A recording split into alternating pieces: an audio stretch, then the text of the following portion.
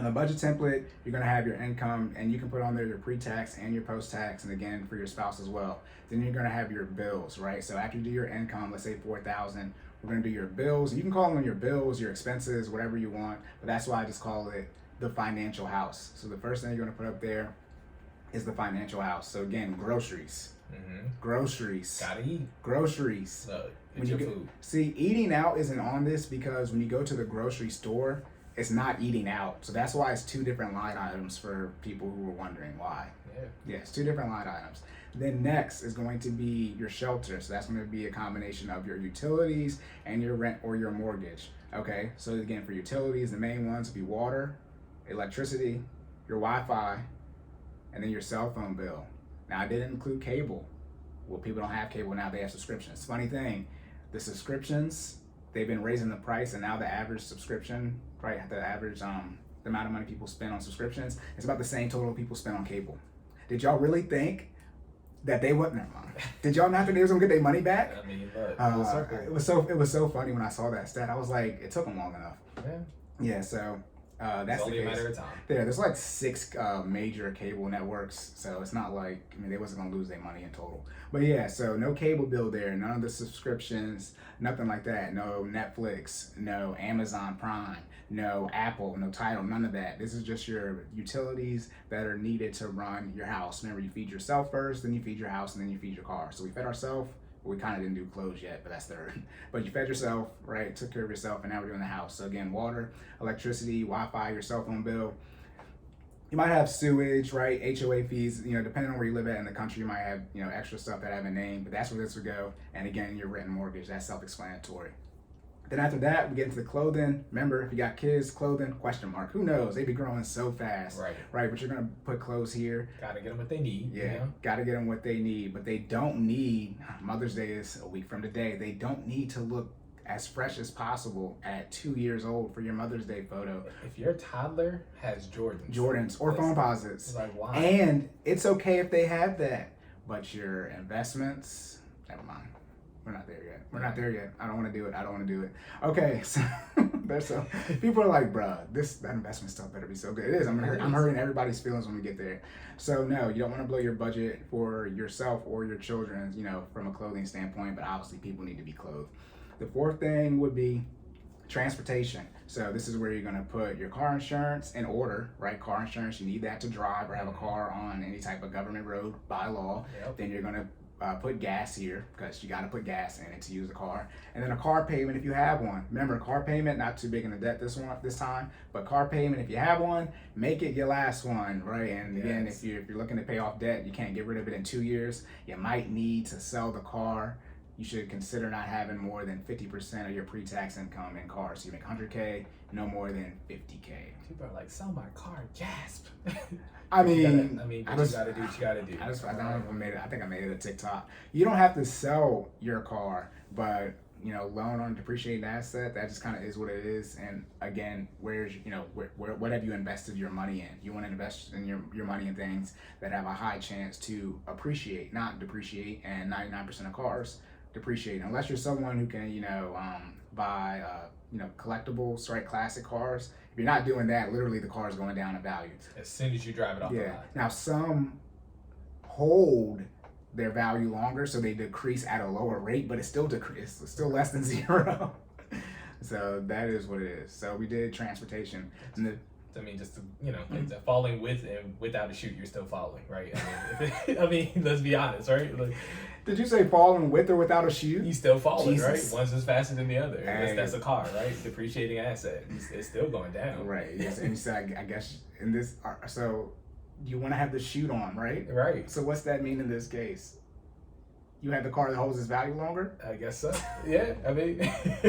Jordan said that, not me. That was his metaphor.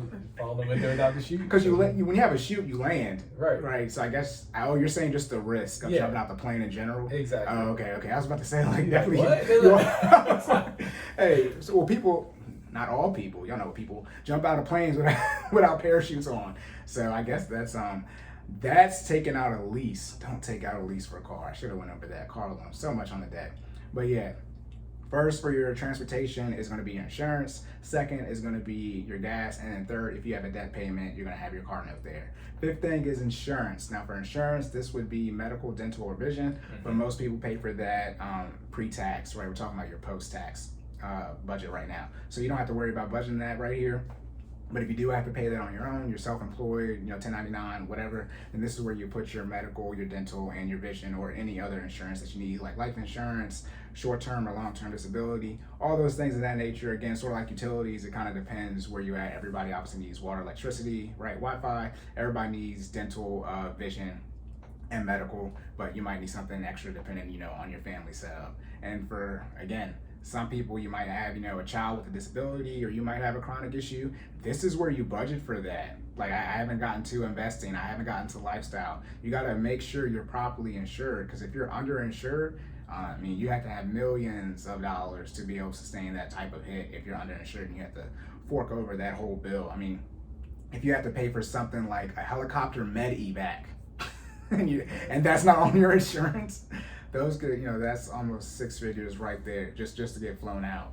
So make sure you are properly protected, guys. Yeah, so make sure that's the case. And then the sixth thing, emergency fund. Again, this is your financial house. So you would budget for the first 5 things indefinitely. For your emergency fund, once you have it saved up, you obviously wouldn't continue to save over and over again for your emergency fund. You would start using that leftover amount to, go towards your investments and your lifestyle. So after we do the emergency fund. So one question. Yep. So quick segue about that. So I had a question about the emergency fund. So if I know typically for the emergency fund, you keep at least 3 to 6 months of what you need in there. But if you don't like that amount, how do you figure out how much money you should have in your emergency fund? Who's you?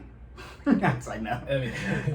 If you're single, is a conversation, right? So if you're married, right, someone might want 3 months, someone might want 6 months. But then what is 3 months of your expenses? That's why I said you can call it bills or expenses. The minimum, the least amount you need to have is your financial house. So those first 5 things I named: your grocery bill, your utilities, your rent or your mortgage, clothing that is needed for you and or your family, transportation costs, so car insurance, gas, and car note, and then whatever extra insurance that you need to pay for. That's minimum. So let's just say that's $3,000. So 3 times that is $9,000. So you need minimum $9,000. Gotcha. Then as we're going to get into the rest of your quote unquote expenses and add these extra things in here, you could have that. So let's say it's just another $1,000, right? So it's $4,000 a month. Then 3 times that would be 12. 6 times that will be 24,000. Obviously, the person who wants to have everything in the budget, let's say you lose your job and you don't want anything to change at all, like Jordan. That's me. You would include everything in your budget. So on every dollar, when you're going to, like I'm saying now, itemize everything inside of every dollar on your Google spreadsheet. And the budget, you want to get to $0.00. That's called a zero-based budget. So when I say you're going to spend everything, every penny intentionally, literally every penny. If you leave a penny off on every dollar, it'll have a little alert for you saying, hey, you don't have a perfect budget. So you want to spend everything intentionally. Yes. And that's what it is for your emergency fund. So in short, if for someone who wants to quote unquote have the most amount of money saved, the most would be however much your income is. And that's why I said 4,000, right? You make this a $4,000 example, times 6 is 24,000. Your monthly expenses should not be more than your income for a month. Gotcha. Oh, that might be too much logic right there. But you don't want to live above your means. You want to live at or below. Obviously you want to live below, but at them would be spending $4,000 a month, but below would be that $3,000 example. Gotcha. Yeah. So for you personally, what is your preference for your? Oh no! See. Do you remember what mine was? I do not. Oh, you don't remember what mine was? I don't. I made the joke last year, and this is literally for everyone on the earth and who lived through the pandemic. If you don't know how much money you want to have in an emergency fund after going through the pandemic, that's on you. So after going through the pandemic, I was like 24 months. 24 months, 2 years worth. Now again, that 3 to 6 months, you save for that as aggressively as possible. So in my case, it would be 6 months. And then that 18 months, that's when I was talking about fund money. And if I choose, I'm single, but I choose to put that money Remember, this is really after investments, right? Necessities, debt payments, investments, lifestyle. This would be obviously your emergency fund isn't a lifestyle, but it's that discretionary income. Discretionary income is after your investments that you need to hit your retirement goals. So after you're investing 15% of your pre-tax income.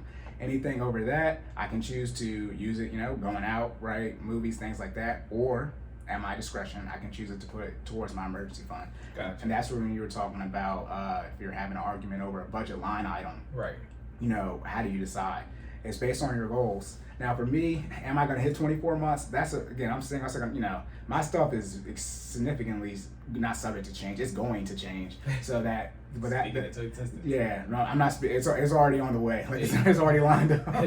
But no, so that's for me personally. Yeah, 24 months. That'd be my eventual goal. So you said 24 months, but what does your month look like? Are you a just financial house person, or are you financial house person plus your expenses? Oh, I'm highly conservative, so the entire budget. Okay. Now, to be clear on this, if you lose your job, and you're married and your spouse, right? The pandemic, you should not be paying for Apple or Tidal or Disney Plus. So, because that emergency fund is your burn rate. So, say you have $3,000 in there. Say you got $12,000 and your monthly expenses are $3,000. You have a 4-month burn rate at $3,000. You want to lower that as much as possible. And that's sort of the one. Yeah, that's sort of the one thing you were saying. You say you don't want to cut anything out, right. But if you both lose your job, you're only paying for the financial house and debt payments you have. Then you're not paying for anything else. So naturally, you're going to be in that situation anyway. So even though it's less money, it's still going to be able to make sure you're protecting that situation. Again, to each their own, but if for people in the pandemic, both were unemployed, both parents, and you're paying for anything that isn't the financial house, the kids got to have Disney. No, they don't. Jesus. You mean they don't got to see Mickey Mouse? No. While I'm looking for a job? First off, as the 90s and 80s babies can tell you, we watched like 3 movies. Disney movies on VCR, on VHS, on repeat, yeah. Every guy watched Lion King and Space Jam, and girls, y'all pick whatever one of the Disney princesses, and that was it. And you got Rugrats movie, Pokemon, like, don't lie. That's how I get confused. No, your child doesn't even watch all of Disney Plus, or they watch YouTube, which is free, and they watch the same video, not even like the same YouTube channel. They watch the same video over and over again. Right? Was that Shark Teeth, dude? Right? That, yeah. Or what was that? Frozen. We don't have kids, but we have people. We know people who have kids. Obviously, who doesn't? But Frozen. That was it. Yeah. That was it. So yeah, that's the one thing with the emergency fund. If you get into, that's why I had the difference between an emergency fund and having a cash flow in your budget and being in a high cash position. And when I said the emergency fund is truly, if you lose your job, and so your kids, quote unquote, your young kids don't notice that you actually lost your job. But if you have to pay for something like your HVAC, which is $5,000, and you have $18,000, right? And 18 subtracted, minus 5,000 is 13,000, not 11. See, I had to take my time. People are like, yo, you can't do the math. I had to take my time with that. But no, that's why I say you need to have that saved on top of that, because your monthly expenses are not budgeted for $5,000 heating system repair, right? Which is, again, like I said, I agree with the 3 to 6 month emergency fund, but when people use it, that's the situation they get up on. They have the emergency fund in place. They have a known expense that they're going to have to do, some type of repair. They don't know when it's going to happen, and that pops up, so they take from their emergency fund, and then the true emergency happens where it's something that their insurance is going to cover, so they have to come out of pocket for it, or they have a job loss. Those are the 2 true emergencies right there. So yeah, that's that for the emergency fund. But yeah, that burn rate, you would cut it out, right? Are you saying you wouldn't cut it out? Look, I might not cut it out right away. Right away, I'd probably do. If I have 6 months saved, and I have, you would go 2 or 3 months. If you don't have a job, then you would cut it out. Exactly. Right. Yeah. Again, this is the one great thing about the budget. Remember, it's not stagnant. It's not strict. It's flexible. But that's you would. If you get to 5 months, you're like, okay, we got 2 months left.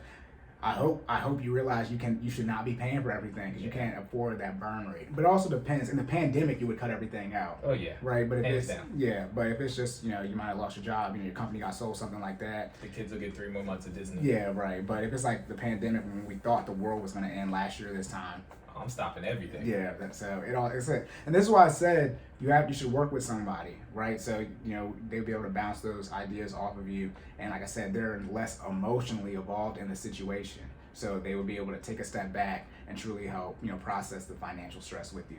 Gotcha. Yep. So boom, we got the emergency fund.